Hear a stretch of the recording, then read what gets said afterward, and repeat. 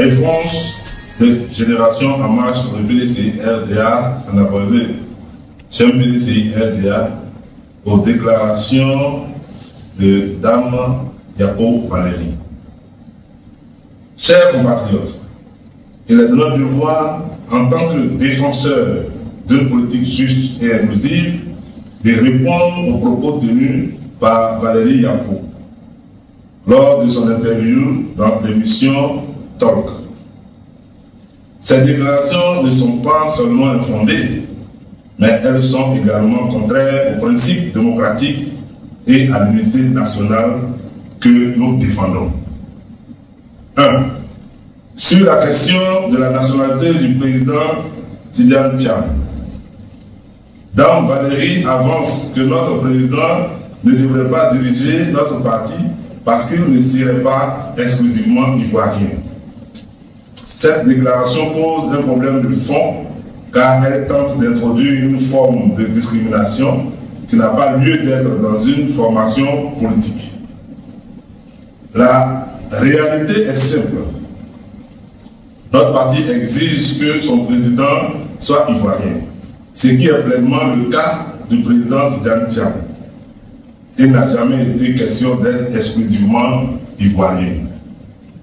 Une notion qui ne repose sur aucune base légale ou statutaire au sein de notre organisation. Ce genre de discours nous ramène à des débats dépassés, contraires à l'esprit d'ouverture et de rassemblement qui doivent guider notre action politique. Refuser à un citoyen ivoirien ses droits politiques sous prétexte qu'il aurait une autre nationalité en plus de la sienne, c'est nier l'histoire de notre pays, car diviser au lieu de rassembler, c'est surtout affaiblir notre parti en excluant des compétences et des talents sous des protestes fallacieux. L'enjeu aujourd'hui est de construire une Côte d'Ivoire forte avec tous ses fils et toutes ses filles et non de créer des barrières artificielles qui ne servent que des intérêts particuliers. 2. L'appel de Dame Valérie Yapo à ce que le président Thiam se mette de côté. Dans un deuxième temps, Dame Valérie a appelé notre président à se retirer sous prétexte que cela permettrait de résoudre certains problèmes internes. Là encore, nous devons être fermes et clairs. Un leader ne se retire pas sous la pression d'intérêts particuliers ou par complaisance envers ceux qui veulent fragiliser notre parti. Si des débats existent au sein de notre formation politique, la solution n'est pas dans l'éviction arbitraire d'un dirigeant légitimement désigné. La démocratie interne repose sur des règles précises et sur des institutions. C'est par le dialogue, le respect des statuts et l'engagement de tous que nous pouvons renforcer notre parti, et non par des injonctions infondées qui fragilisent notre cohésion.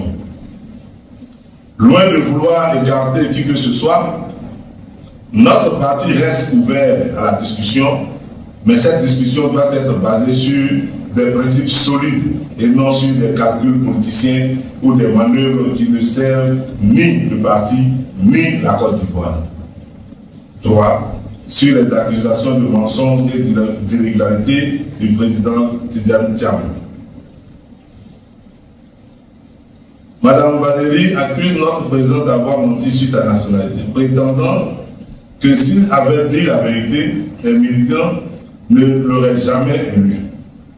Elle va plus loin, en affirmant qu'il n'a pas respecté les tests du parti, notamment en ce qui concerne son ancienneté et sa participation aux instances dirigeantes. Ces accusations sont non seulement graves, mais également totalement infondées. D'abord, le président Tidjane n'a jamais caché sa double nationalité. Les militants qui l'ont élu l'ont fait en toute connaissance de cause, sur la base de son projet politique, de sa compétence et de sa vision. Cet argument de tromperie ne repose sur aucun fait concret, si ce n'est une tentative de discréditer un leader qui dérange certains intérêts. Ensuite, concernant son ancienneté et sa participation au bureau politique, il est essentiel de rappeler que l'adhésion à un parti ne se mesure pas uniquement en nombre de régularités d'années, mais en engagement, en contribution et en leadership. Le président Tidiane Thiam a toujours été un acteur actif du parti et son élection n'a pas été le fruit d'un hasard, mais d'un choix démocratique et réfléchi d'un militant du PDC-RDA. Quant à l'accusation selon laquelle les vieux entre griffes du parti n'auraient pas été rigoureux, c'est une attaque gratuite et irrespectueuse envers des cadres et militants qui ont dédié toute leur vie à ce parti. Mettre en doute leur rigueur, c'est insulter tout le processus démocratique qui a conduit à l'élection du président Thiam.